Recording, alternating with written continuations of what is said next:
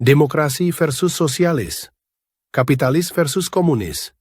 Teman-teman mungkin pernah mendengar mengenai ini, tapi ini adalah konsep yang salah. Untuk lebih jelasnya, silahkan simak video Abah berikut ini. Perhatikan tabel ini. Demokrasi dan komunis adalah sistem pemerintahan, sedangkan sosialis dan kapitalis adalah sistem ekonomi.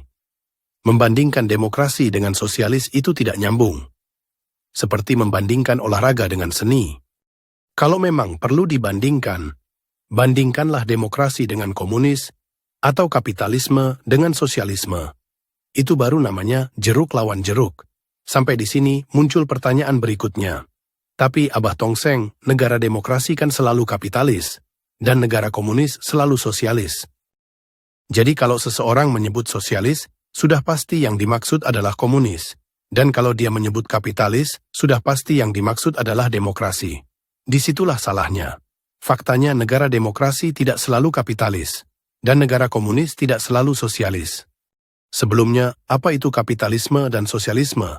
Abah akan jelaskan dengan sederhana. Pada dasarnya, kapitalisme adalah sistem pasar bebas. Orang-orang berhak untuk punya usaha sendiri, berhak mengambil keuntungan, menyimpan gaji yang ia dapatkan, dan memilih pekerjaan yang dia suka. Di sistem perekonomian kapitalisme, harga pasar ditentukan oleh permintaan dan penawaran.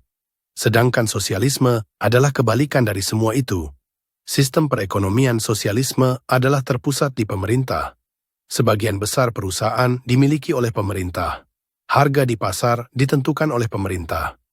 Gaji Anda akan dipotong dulu untuk negara sebelum sampai ke tangan Anda. Sebagai gantinya, sebagian besar kebutuhan dasar biasanya dibiayai oleh pemerintah. Dari kedua kriteria yang Abah sebutkan tadi, Abah akan berikan contoh kenapa negara komunis belum tentu sosialis. Contoh yang paling mudah adalah Tiongkok. Tiongkok adalah negara komunis, tapi Tiongkok bukan sosialis. Tiongkok sudah lama meninggalkan sosialisme. Tapi mereka tidak mau mengakui kapitalisme. Sampai detik ini Tiongkok masih menyebut diri mereka sendiri sebagai sosialis dengan karakteristik Tiongkok. Tapi kalau kita melihat pasar dan perusahaan-perusahaan swasta mereka yang merajalela, mereka sudah kapitalis. Bukti paling jelasnya adalah Bursa Efek Shanghai. Negara sosialis tidak mengizinkan harga ditentukan oleh pasar, sedangkan Tiongkok sudah lama membiarkan harga ditentukan oleh pasar. Contoh negara komunis lainnya yang sudah meninggalkan sosialisme adalah Vietnam. Sekarang, bagaimana dengan negara demokrasi? Apakah ada negara demokrasi yang menganut sosialisme? Jawabannya, ada. Contohnya Swedia, Finlandia, dan Denmark. 3 negara Skandinavia ini menerapkan sosialisme. Mereka mensubsidi seluruh kebutuhan dasar rakyat mereka. Tunjangan untuk pengangguran, makan dan minum, tempat tinggal, pendidikan gratis, rumah sakit juga gratis. Sepertinya enak kan? Semua kebutuhan dasar digratiskan oleh negara. Tapi Anda mungkin akan berubah pikiran setelah melihat pajak yang dipungut oleh negara. Salah satu ciri-ciri negara yang menerapkan sosialisme adalah ini, pajak yang setinggi langit. Tapi 3 negara Skandinavia ini tidak sepenuhnya menerapkan sosialisme. Setidaknya mereka terbuka dalam hal bisnis. Mereka menyebut diri mereka sendiri sosial demokrat.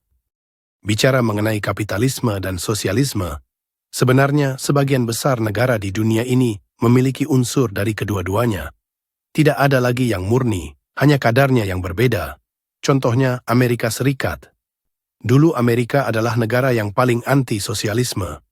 Tapi belakangan ini kita melihat Amerika Serikat mensubsidi perusahaan semikonduktor, menaikkan bea impor, memberikan subsidi kepada imigran gelap di negara mereka.